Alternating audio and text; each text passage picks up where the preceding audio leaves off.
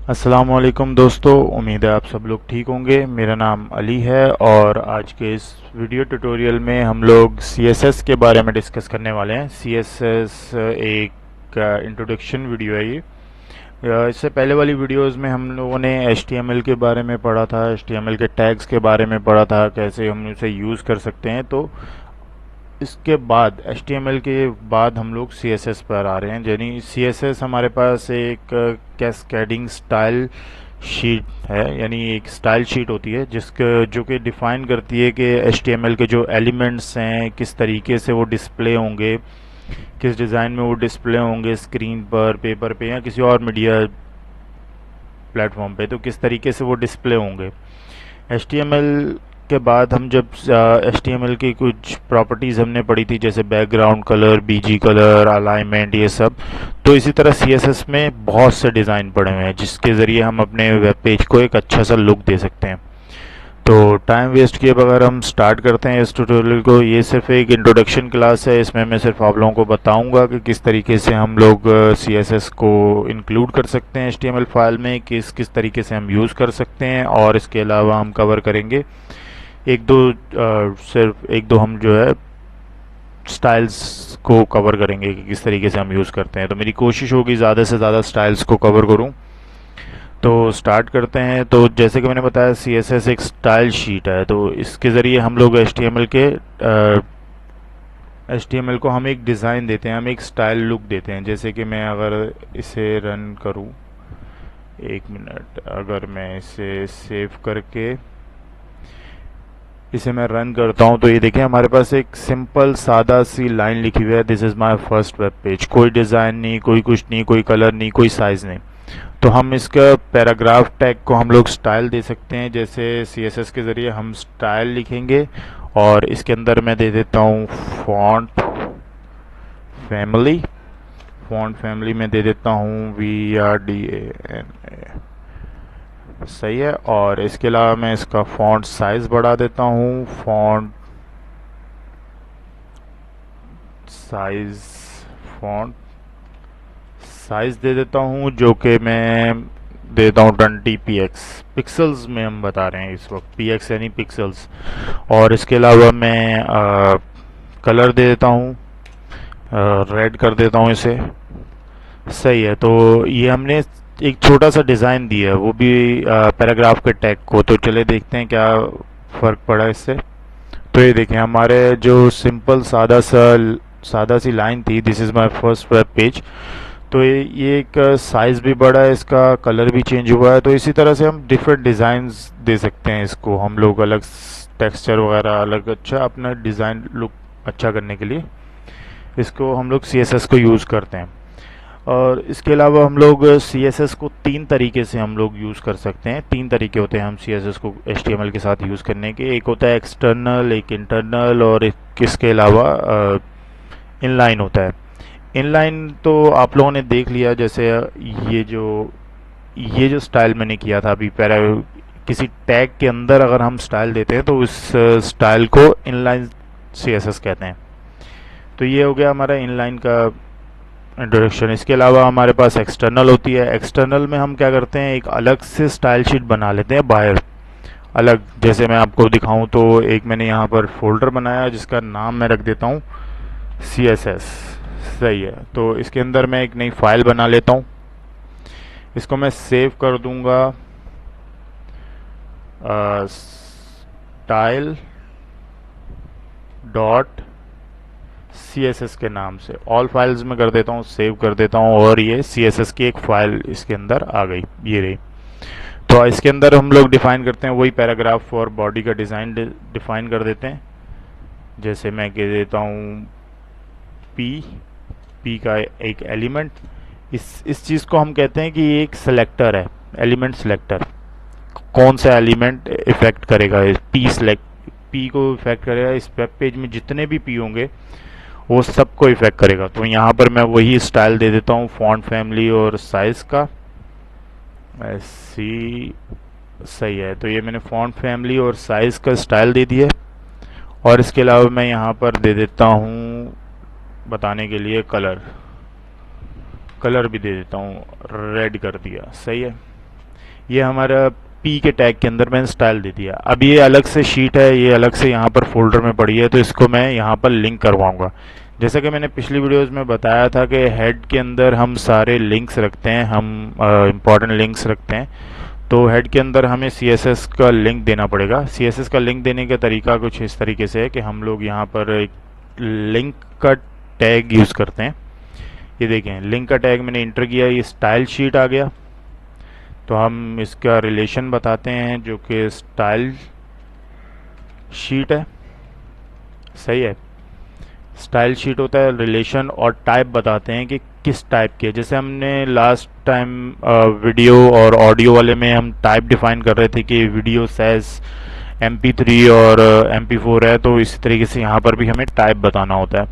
इसके बाद फिर हम बताते हैं एड्रेस, लोकेशन, किस जगह पर वो पड़ी हुई है। तो हमारे पास ये सेम फोल्डर के अंदर CSS में पड़ी हुई है, तो मैं यहाँ पर देता हूँ CSS स्लैश, उसका नाम दे देते हैं स्टाइल डॉट CSS। सही है, तो ये मैंने यहाँ पर लिंक कर दिया है। ये हमारी स्टाइल शीट लिंक हो गई है। तो ये स्टाइल जो है होपफुली इसके ऊपर काम करना चाहिए। चलिए ट्राई कर लेते हैं। ये देखें, बिल्कुल वैसे ही है, कोई वो नहीं है। मैं पहले हटा के देख लेता हूँ इसको। मैं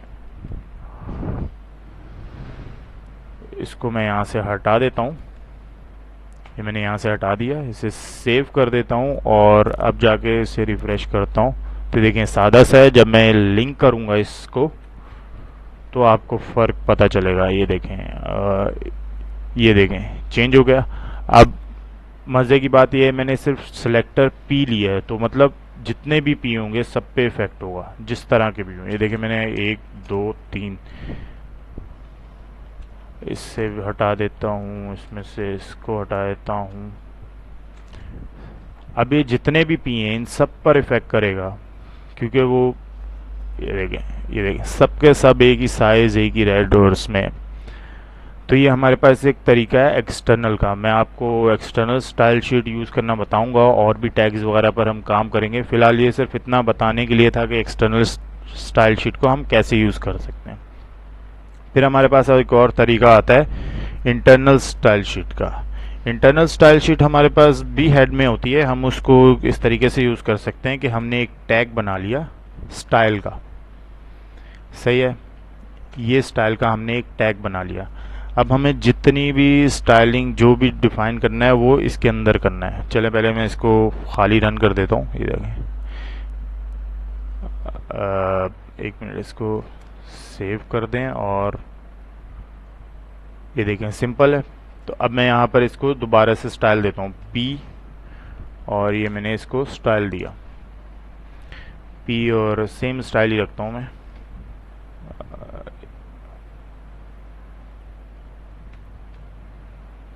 सही है, तो ये हमने इसको स्टाइल दे दिया।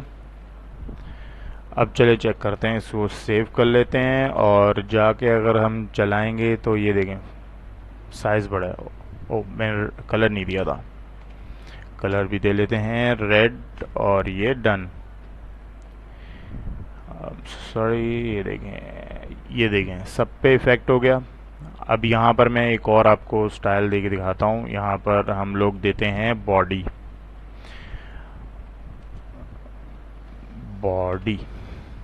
सही है, ये मैंने बॉडी को दे दिया। बैकग्राउंड कलर दे देता हूँ, बैकग्राउंड कलर कहाँ गया?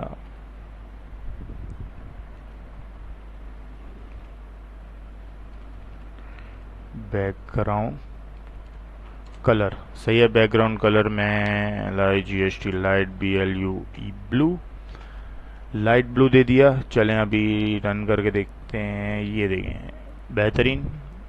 तो ये हमारे पास एक और तरीका है, इसे हम कहते हैं इनलाइन स्टाइल शीट, यानी हम स्टाइल शीट को अपनी HTML के अंदर ही यूज़ करें। देखिए, सबसे बेस्ट प्रैक्टिस अगर मैं आप लोगों को बताऊं तो एक्सटर्नल स्टाइल शीट ही होती है, क्योंकि हमारे पास अभी तो फ़िलहाल एक ही पेज है।